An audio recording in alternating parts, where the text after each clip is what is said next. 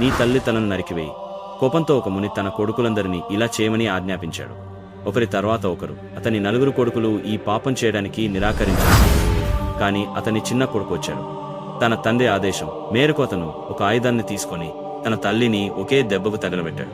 ఇది ప్రపంచం మొత్తం భయపడే ఒక యోధుడి కథ. ఈ ప్రపంచం నుండి దాదాపు 21 సార్లు మొత్తం రాజవంశాన్ని తుడిచిపెట్టినవాడు. 5 నదులు నిండిపోయేంతగా తన శత్రువుల రక్తాన్ని చిందించిన భయంకరమైన యోధుడు. నిజానికి బ్రాహ్మణుడిగా ఉండాల్సిన ఆ పరాక్రమవంతుడైన యోధుడు కాని ఒక తప్పు కారణంగా అతని జీవితమంతా మారిపోయింది. విష్ణు యొక్క 6వ అవతారమైన పరశురాముడు. అతని కోపం మొత్తం భూమిని దుమ్ముగా మార్చింది. కానీ పరశురాముడెవరు? ఋషి జమద్దని భార్య రేణుక ఆదర్శప్రాయమైన భార్య. ఆమె ఒక చిన్న తప్పు ఆమె మరణానికి కారణమైంది. ఒక రోజు నది నుండి నీరు నింపుతున్నప్పుడు ఆమె మనస్సు ఒక గంధర్వుడి వైపు ఆకర్షితమైంది. ఆమె అపరిచితుడిపై కోరిక పెంచుకుంది.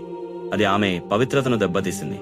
ఆమె తిరిగి వచ్చినప్పుడు ఆమె భర్త ఋషి జమద్దానికి ఈ విషయం తెలిసింది. అతను చాలా కోపంగా ఉన్నాడు. అతను తన కుమారులను వారి తల్లి తలలను నరికివేయమని ఆదేశించాడు. ఒకరి తర్వాత ఒకరు అతని 4 కుమారులు ఈ పాపం చేయడానికి నిరాకరించారు. ఆపై అతని చిన్న కుమారుడు పరశురాముడి వంతు వచ్చింది. ఆయుధాలలో నిపుణుడైన పరశురాముడికి శివుడు ఒక దివ్య బొడ్డలిని ఇచ్చాడు. కాని ఆ దివ్య ఆయుధంతో తన సొంత తల్లిపై దాడి చేయాల్సి ఉంటుందని అతనికి తెలియదు.